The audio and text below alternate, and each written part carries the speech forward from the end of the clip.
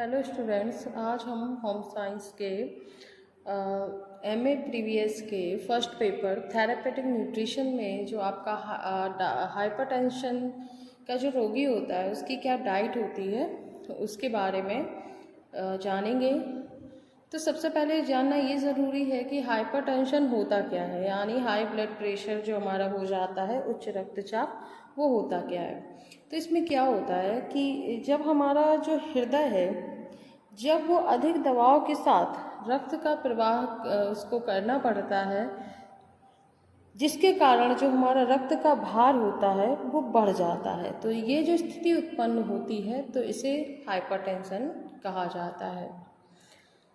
तो हाइपरटेंशन जो हमारा होता है यह किसी भी व्यक्ति को हो सकता है, किसी भी आयु की व्यक्ति को हो सकता है, लेकिन संभवतः ये जो आपके जो 40 अबव जो लोग हो जाते हैं उनमें ये देखने को ज़्यादा मिलता है। इसमें क्या होता है कि जो हमारे जो हृदय के जो रक्त का दबाव होता है, तो इसको हम दो चीज़ों से नापते हैं। एक तो होता है हमारा सिस्टोलिक ब्लड प्रेशर, एक होता है डायस्टोलिक ब्लड प्रेशर। तो जो हमारा सिस्टोलिक ब्लड प्रेशर होता है, अगर वो आपका 120 mm होता है तो ये क्या होता है, ये सही माना जाता है। और वहीं हमारा डायस्टोलिक जो ब्लड प्रेशर होता है वो 80 mm अगर हो तो वो सही होता है। लेकिन जब आपका ये बढ़ने लगता है तब आपको हाइपरटेंशन कहा जाता है कि हो गया है, जिसमें कि आपका जो आपका कहा जाए जो आपका प्रेशर होता है उसमें आपको 3 टाइप्स में इन्हें बांटा जाता है। एक होता है मिड हाइपरटेंशन, एक होता है मॉडरेट हाइपरटेंशन, एक होता है सीवियर हाइपरटेंशन। तो जो हमारा मिड हाइपरटेंशन होता है ये मतलब बहुत ही हल्का होता है। ये एक बॉर्डर लाइन होती है कि मीन अब आपको हाइपरटेंशन होने वाला है। यदि आपका 90 से और ये आपका 90 होने लगे और प्लस आपका ये जो कहा जाए, अगर सही भाषा में कहा जाए तो जो हमारा डायस्टोलिक ब्लड प्रेशर होता है वो अगर 80 से 90 पर पहुंच जाता है, और जो हमारा सिस्टोलिक ब्लड प्रेशर होता है वो अगर आपका 105 यानी अगर लो भी हो रहा है, और एक इसका तरीका ये भी होता है कि आपका अगर 90 से 105 अगर नॉर्मल हम साधारण लैंग्वेज में बात करें तो जो हमारा मिड हाइपरटेंशन है वो अगर आपका 90 से 105 mm तक पहुंच रहा है तो ये आपका मिड हाइपरटेंशन होता है। वहीं पर अगर आपका जो उच्च रक्तचाप अगर आपका 105 से 120 mm तक पहुंच रहा है तो ये हमारा मॉडरेट हाइपरटेंशन होता है। वहीं पर अगर 120 अबव होने लगता है तो ये हमारा सीवियर हाइपरटेंशन कहलाता है।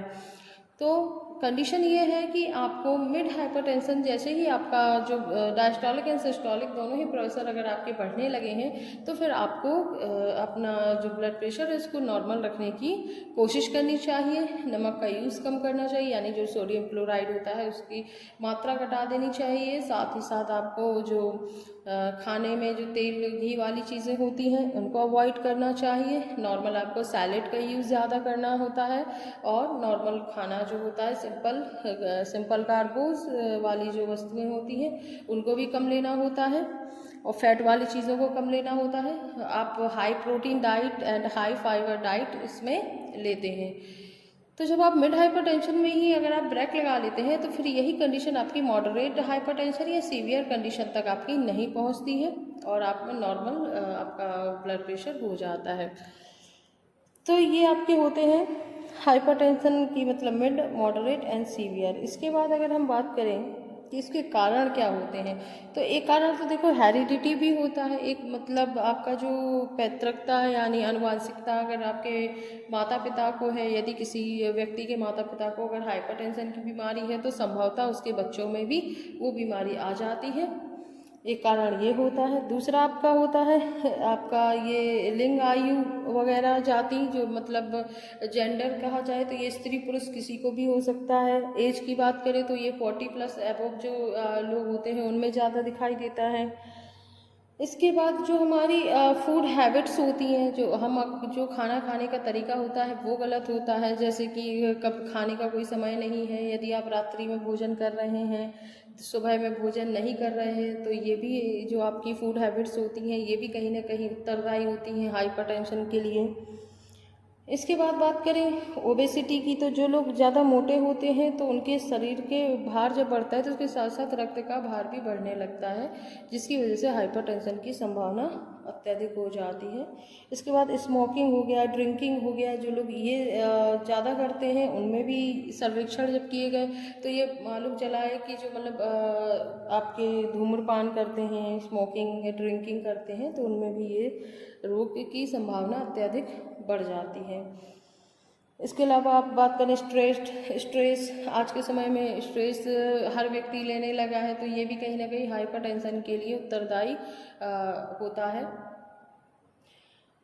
अब इसके लक्षण जो दिखाई देते हैं वो इस रूप में दिखाई देते हैं कि व्यक्ति को जैसे बेहोशी आना, चक्कर आना, ये आपके संभवतः लक्षण दिखाई देते हैं। इसके साथ साथ शरीर में अन्य बीमारियां भी जन्म लेने लगती हैं, इसलिए इसको हमें हाइपरटेंशन बीमारी को नहीं होने देना चाहिए। अगर इसमें डाइट की बात करें कि इसमें न्यूट्रिएंट्स कितने लेने चाहिए और किस क्वांटिटी में लेने चाहिए, तो सबसे पहला अगर कैलोरी है तो वो आपको जो सामान्य व्यक्ति है जो कम काम कर रहा है, नॉर्मल जो आपका नॉर्मल वर्कर होता है उसको कैलोरी 2000 कैलोरी पर डे लेनी चाहिए। प्रोटीन 20 ग्राम लेना चाहिए। इसके साथ अगर बात करें फैट की तो फैट उसे 5 ग्राम यानी कम कर देना चाहिए। सोडियम क्लोराइड आपको 150 मिलीग्राम समथिंग लेना चाहिए। और पार्ब वाइल्ड राइस जो होते हैं, चावल जो दिया जाता है हाइपरटेंशन वाले व्यक्ति को, वो 250 ग्राम से लगा करके 300 ग्राम्स तक देना चाहिए। तो हाइपरटेंशन जो होता है मैन, इसमें आपके जो एग्ज़ाम में पूछा जाएगा कि कितने टाइप्स का होता है, तो ये जो हमारे होते हैं 3 टाइप्स का होता है। Mid hypertension, moderate and severe. Mid में आपका 90 से 105 और जो मॉडरेट होता है उसमें 105 से 120 एंड सीवियर जो हाइपरटेंशन की आपका 120 से अबव होता है।